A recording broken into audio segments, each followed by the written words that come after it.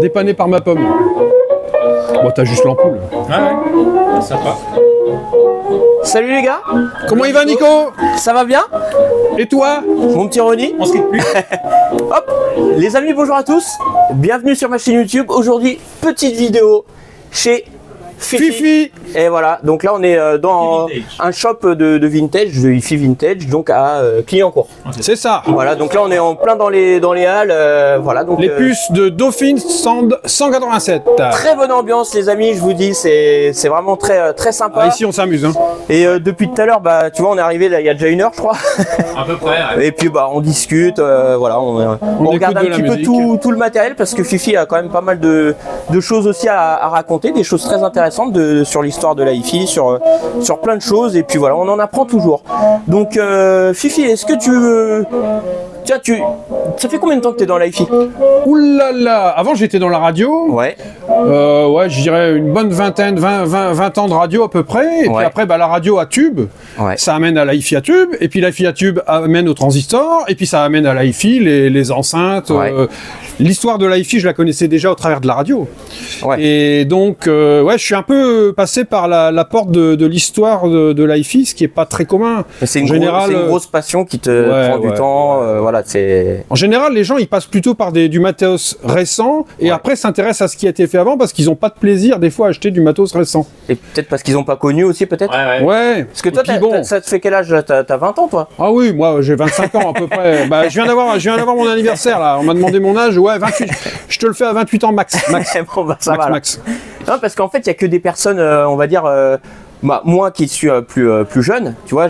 J'ai d'abord fréquenté des personnes plus âgées que moi pour pouvoir m'intéresser justement à toute la hi-fi vintage, tu vois. Oui. Donc, toi, tu as baigné dedans en fait. Oui, j'ai baigné dedans dès le début et puis bah, ça amène. Bon, j'adorais déjà la musique, je faisais de la hi-fi embarquée dans le temps. Enfin bon, voilà. Ouais, bah, il y en a beaucoup. J'avais une petite Golf. Ils ont commencé à bricoler un petit peu les amplis, leurs enceintes. Enfin voilà. Et moi, j'avais une Golf 1 qui était full équipée d'Avis et Focal. D'accord, ouais. Donc c'était déjà sympa. C'était déjà sympa. 139 dB, t'avais intérêt à mettre un casque. Ah ouais, bah là, on a plus d'oreilles là. Bon alors, montre-nous un petit peu tout ce que tu as dans ton magasin, parce que c'est vrai que t'as pas mal de choses. T'as des petites reliques aussi, des choses. Oui, tu vois, c'est très éclectique. Ça va de la télévision, on en verra une dehors. Ouais. Les très belles enceintes comme l'Infinity Kappa SM155. Les SM155. Les Kappa, tu les as vendus. Ouais. Les Kappa, normalement, elles sont parties la semaine dernière. À notre ami Ronnie. Voilà. Très bonnes enceintes. Voilà. Et puis après, ça peut être des choses beaucoup plus anciennes, comme un ensemble Grootdick des années 60. Ouais. Les satellites qui sont là, l'ampli radio qui est là, et le caisson de grave d'époque qui est là. D'accord. Ouais. L'ensemble, ça c'est le caisson de grave, d'accord. Ouais. Voilà, c'est magnifique, c'est quelque chose de très design. Moi, je fais toujours dans la hi-fi, j'essaye d'être design. C'est très contemporain. Voilà. Ça se marie bien avec le moderne aussi. Oui, très bien, très bien. Là, je vois, t'as un beau Marantz. Eh ouais. Donc ça, c'est un tuner, c'est ça? Voilà, tuner, synthétisation des stations avec le petit tube cathodique qui est là, ici, voilà. Donc là, on est sur une station. Et quand on n'y est pas, eh ben, on se trouve dans le flou, dans le brouillard. C'est dans le brouillard, ok. Voilà. Et ouais, mais c'est magnifique. Voilà, un petit cassette. Et des gens reviennent à la cassette maintenant. Ouais, donc, pas mal. Bah, même moi, j'y suis revenu. On se fait. Il y a pas très longtemps. On va s'en écouter une après. Tu vas voir, c'est très sympa. Ouais. Et puis bon, là, voilà. Là, ici, t'as tout le. Voilà. Ouais. Alors ça c'est quand même le. Ce que tu m'as dit, ouais, c'est une très belle platine. On est dans le flou du spectacle. Hein. Regarde ça, la beauté. Waouh. 1966. Ouais. Voilà. Donc ça, c'est du design français. Le designer, c'était une dame qui s'appelait Danielle 40, comme le chiffre. Ouais. Voilà, là, ça c'est un beau matériel. Et puis en plus, du son, hein, ça blague pas. Hein, on est sur des choses. Voilà. On va chercher tout. Je sais pas si on va mettre de la musique, mon Fifi, parce que là, à mon avis, on va se faire cartoucher. Sinon, on va s'en prendre une. On va se faire cartoucher, c'est sûr. On mettra pas. Là, qu'est-ce que tu as là? Donc là, c'est quoi ce petit appareil là? Une boule Veltron, donc radio et cassette. Ouais. Voilà. Alors ça, c'est encore un truc. C'est l'époque du Space Age. D'accord. Ouais. Donc voilà, hein, c'est un peu comme la télévision qui est derrière nous là. Hein. Ouais. Et puis bah là, voilà. On appelle l'achievement du lecteur vinyle d'époque. Ouais. Là, c'est full automatique, tu vois, regarde la mise en route, ça c'est magnifique, quoi. Là, c'est... Denon. C'est quel modèle, la DP47? Voilà. Franchement, elle est belle. Hein. Les Japonais en sont super fanats. Ouais. Le plaquage, il est sans défaut. Enfin, vraiment, ça, c'est une beauté. C'est une belle, un bel objet de pure beauté. Mais tu vois, on a aussi des petits jeunes qui veulent démarrer, qui cherchent une petite platine. Bah voilà, on leur sert des petites platines comme ça. Ouais. Ça vaut pas cher. C'est beaucoup plus fiable que les daubes chinoises qu'on nous vend. D'ailleurs, ouais, c'est ça que je voulais te demander, Fifi. Là, ces petites platines-là, qu'est-ce que ça vaut comparé aux nouvelles platines qui sortent, bah, tu sais, des fois tu trouves à Darty. En fait, on a déjà, si tu veux, en fait, il y a deux types de platines. Il y a les platines à lecteur, bon, les têtes de lecture diamant, bobine mobile ou bon, voilà. Et puis après, on a aussi des petites platines chinoises qui valent 60 balles, qui paraissent belles comme ça. Ouais. Mais en fait, c'est des têtes piezo. Là, on retourne quand même 60 ans en arrière. Faut peut-être arrêter. Hein. Ah oui, d'accord. Ils suivent pas la technologie. Non, juste pour des histoires de rentabilité, on nous sert des têtes piezo. Faut arrêter. La tête piezo, c'est bien pour écouter les anciens vinyles, les shellac, les 78 tours, mais pas pour écouter de la hi-fi moderne. Faut arrêter. Donc bon, voilà, on leur sert des choses comme ça. On leur prouve par A plus B que ça sonne bien mieux que ce qu'ils ont acheté. Et puis souvent, ben, leur vieille platine chinoise, ils la mettent à la poubelle, puis ils nous prennent une platine comme ça. Et ça vaut 100, 120 balles. Tu vois, il y a des changements à faire du coup sur ces petites platines, par exemple, comme la cellule, le diamant. Nous, on check la cellule. S'il faut la changer, on la change. S'il faut changer la courroie, on la change. D'accord. Et puis voilà, s'il y a de la réparation électronique, on la fait. Et puis voilà. Hein. Mais là-dessus, sur ces appareils-là, il n'y a pas trop d'électronique, c'est de la mécanique finalement. Non, c'est très simple. C'est très simple, c'est très fiable. Ça, c'est les platines des années 90, voire début 2000, tu vois. Donc c'est. D'accord. Là, t'as une belle Torrens TD 165. Ça, c'est une réputée, ça un peu, non? Bien sûr. La TD. Tu vois, bon, je peux la mettre en haute si tu veux, mais ça va faire du bruit. Ouais, on va se faire cartoucher encore. Là. Et là, on a qu'est-ce qu'on a là? On a encore un petit dual, une platine dual. Une platine dual, c'est ce qu'on appelle un combiné dual avec l'ampli dedans, le disque au-dessus et les petites enceintes. D'accord, ouais. Voilà. Ah, okay, donc ça, c'est des combinés que je vends pour démarrer. Les jeunes, souvent, ils prennent ça parce que c'est compact, ça va bien dans des petits appartements, et puis ça marche très bien. Et le son est adapté. Enfin là, le son du vinyle avec les enceintes. Ils en sont toujours très contents, très contents. D'accord. Voilà. Bon ça, alors, attends, parce qu'il y avait autre chose aussi là. Donc là, tu as les petites, les grosses, enfin c'est quand même des grosses JBL. C'est les combien? LX66. LX66, ouais. Voilà. Elle marche pas mal, hein. Oui. Sympa. Là, tu as un beau DBX. Combiné préampli, ampli DBX. Bon là, il est en train de jouer, mais dans le vide. Ouais. Donc on voit les aiguilles qui s'énervent. Mais il est beau, hein. Ah ouais. Bel appareil. Il était branché avec les capas justement. Ouais. Et ça marchait bien. Ah bah notre ami Romy l'a craqué direct. Là on a un beau Luxman. Alors ça, j'avoue, là je suis sous le charme de cet appareil là. Alors ça, tu peux regarder, il n'y en a pas beaucoup sur le marché. Ça c'est le L85V.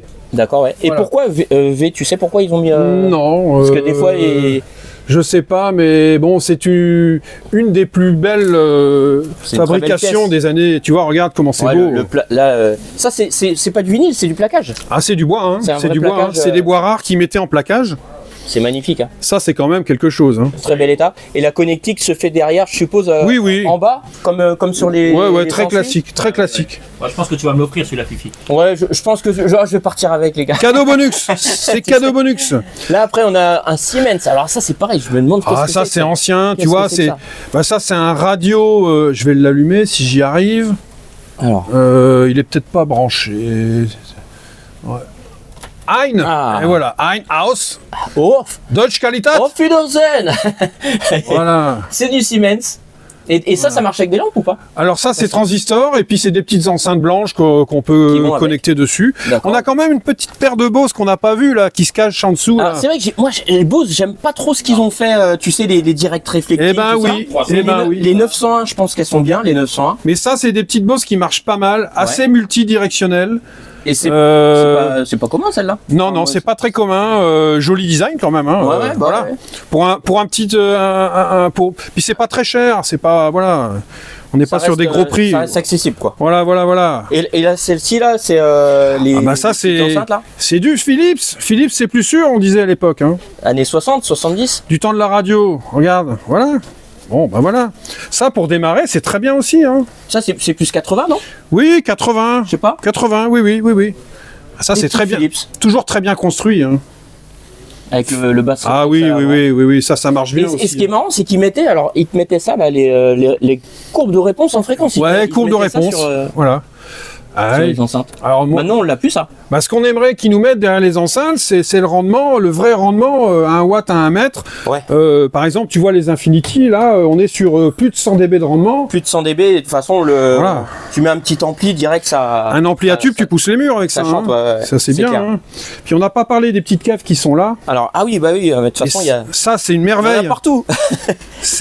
Là, on est quoi, dans 5 mètres carrés, 10 mètres carrés? Oui. Et il y a plein de choses, Une bonne dizaine de mètres carrés. Les caves, ça, ce sont des vraies splendeurs. Un son, ça te coupe le souffle. Voir sans le cache? Je peux pas, il est vissé. D'accord. Mais elles sont des petites. Et puis les petites audioramas là qui sont là, voilà. Bon, voilà. Audioramas. Grundig, design de ouf. Ça ressemble un peu au boulet Ellipson un peu. Oui. Dans le même genre. C'est l'époque du Space Edge, hein, au même titre que la petite lampe radio qui est là, tu vois. Ouais. Et là on a des petites kefs. Celles-là elles sont belles, celles-là j'aime bien. Et ça sonne, hein. Ça sonne terrible. 104. Ouais. Elles sont très sympas. Voilà. Ça sonne terriblement. Très musical. Oui. Le son à l'anglaise, quoi. Oui. Tiens, regarde ça. T'as encore regarde la beauté. Bel objet, Sony. Voilà. Ouais. Sony automatique 400. Voilà. Donc ça, t'as tout dedans. Hein. C'est full option, ça. Ampli, tuner, platine CD, platine vinyle. Et les petites enceintes BO qui sont au mur. Avec les BO. Oui, on peut mettre la clé USB, je crois. Tu l'as là? Tu sais que des fois, ça m'arrive de construire pour des clients des adaptateurs Bluetooth que je branche derrière. D'accord, ouais. Parce que mais il n'y a pas la radio. Mais ça pas se fait beaucoup maintenant, ça, de mettre des adaptateurs Bluetooth sur les anciens appareils. Oui, mais même sur les radios, tu vois la radio qui est ici. Oui. Eh ben, on a le petit relais. Ici, ça c'est une radio en Cataline américaine. Regarde la beauté. Regarde la beauté. Ah oui, incroyable, fais voir. Voilà, ça c'est une matière, la Cataline. Waouh. Ça c'est une matière américaine. Ça c'est magnifique. C'est beau. Hein. Ouais. Et Fifi il a construit un petit adaptateur qui permet de la faire fonctionner radio. D'accord. Mais toujours avec les tubes d'époque. Hein. C'est assez dingue hein, quand même. Alors ça c'est une dinguerie. Hein. C'est pas donné, mais tu vois, regarde. Attends, j'essaie. Ouais, voilà. Mais c'est très rare et en plus de ça, c'est super rare. C'est authentique, quoi. Il y a un cachet. Et là, elle est en train de démarrer. Ah ouais. La non-prise de conscience. Tu vois. Ça, c'est Jacques Prévert. Du danger qu'il y a évolué. Jacques Prévert, là, qui est Ou presque. Ou presque. C'est son frère. C'est son frère. C'est Jacques Fabre. Voilà mon Nico. Et puis là, attends, il y a aussi une petite platine cassette Harman Kardon. Voilà. Avec. Voilà. Ça c'est un classique hein. Ça c'est un classique. Rolling Stone. D'ailleurs tu m'as montré le. Ça c'est un bootleg hein. Il vaut de l'or. Oui. Et bon, c'est une pochette hein les gars. On se calme. Alors ensuite. Défilement de la cassette. Ça c'est quand même psychédélique. Ah ouais d'accord. Tu vois. C'est marrant. À l'époque ils faisaient des belles choses quand même. Ah ouais. Et c'était que de l'alu, c'est pas des boutons.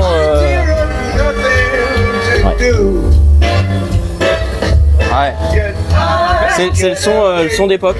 C'est incroyable, hein. Ouais. Un son terrible, hein. Les petites kefs. Elles sont cachées, Tu vois. J'avoue. C'est sympa, hein. Ouais, sympa, ouais. Enfin voilà. Et puis attends, il y a aussi un autre. Non mais on n'a pas fini. On n'a pas fini aussi là qui est. Ça c'est quelque chose de rare. Oui. Là on est sur. Ah bah là on est sur un lecteur à tube. Ouais. Oscar Senior, qui me sert notamment à faire écouter les vinyles en 78 tours, qui ont plus de 100 ans parfois, à mes clients. D'accord. Celui que tu as mis là de tout à l'heure, celui qui a plus de 100 ans, tu l'as. Il est là dans le carton. Il est là dans le carton et celui-là il a 70 ans. Et là on va avoir le son de cette époque-là. Je pense pas qu'on entendra bien parce qu'on a les micros cravates, mais je vais me rapproche-toi un peu. Et moi si je me rapproche, on l'entend bien. Voilà. Comme ça on voit tous mes grains de beauté. C'est magnifique. Ah non, mais c'est vraiment un son particulier de. Bah, comme on n'a pas connu, hein, de toute façon. Enfin, moi, j'ai pas connu. Mais... Puis pour s'achever, on passe à la vitrine photo parce qu'on me demande maintenant de plus en plus des appareils photo argentiques de l'époque. Ouais. Donc là, oui, toujours dans le vintage. Toujours dans le vintage, ça c'est magnifique, ça c'est des très beaux objets. Ouais. Canon AE1, voilà.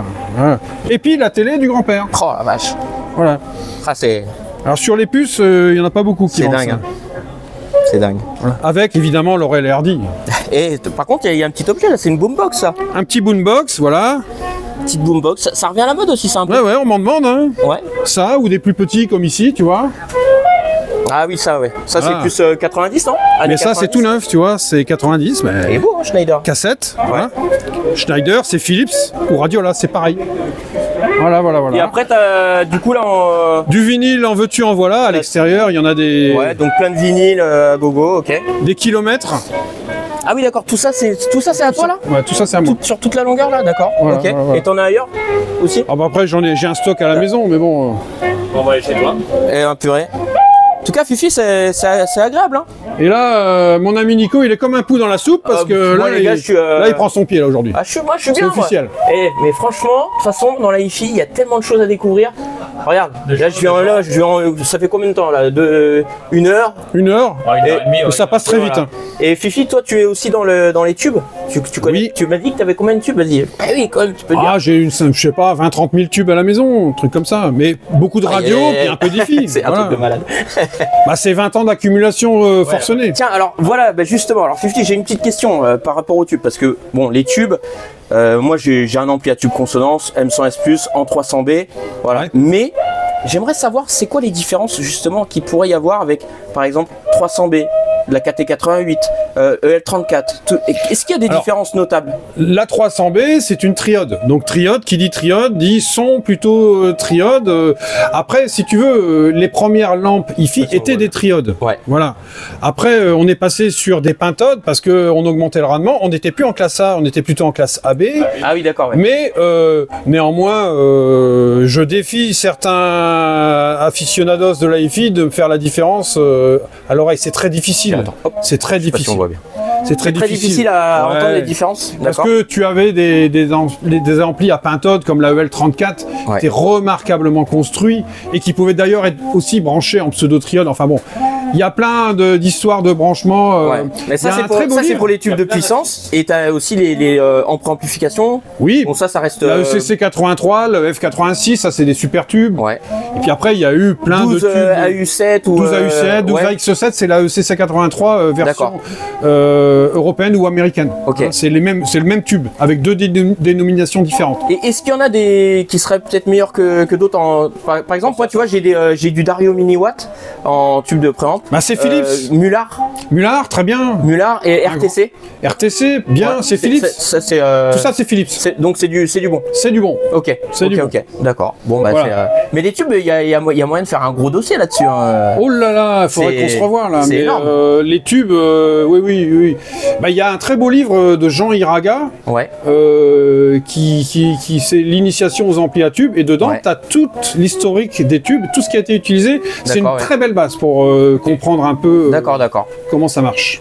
Eh ben, purée, disons, il y a beaucoup de savoir. Beaucoup de savoir, C'est fini. On avait encore moi je vois tout, moi, les gars. Il y a un petit Sony là qui traîne là.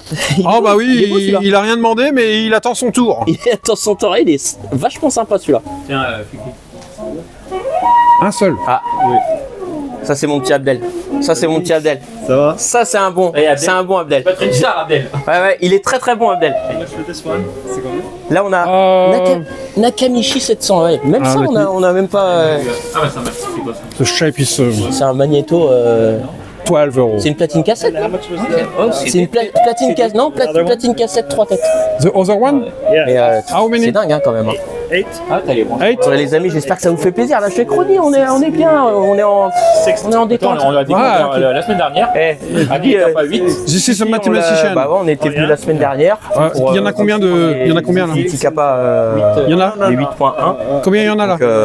D'ailleurs, 8.1. Franchement, une bonne affaire. Ouais, bonne affaire. Très bonne affaire. Prix très sympathique. No problème. Et du coup, bah voilà, on a fait connaissance avec Fifi. On est venu là. Et je lui ai dit, écoute, je reviens la semaine prochaine. Il y a combien de disques là? petite présentation de ton 7 shop. x 8, Donc, 56. Voilà les gars, c'est ouf, hein, c'est ouf. Et c'est encore mieux chez lui, je pense. Hein. Et à mon avis, il doit avoir beaucoup de matériel. Là, plus il est 12. parti, on peut 68. à son dos, il va regarder la vidéo. So, Oh le relou là. Ah là là là. Bon bah en tout cas les gars, je vous laisse admirer et après on va se quitter avec Fifi. The end, this is the end. Yo my friend. Excuse-moi mon ami Nico, my excuse-moi.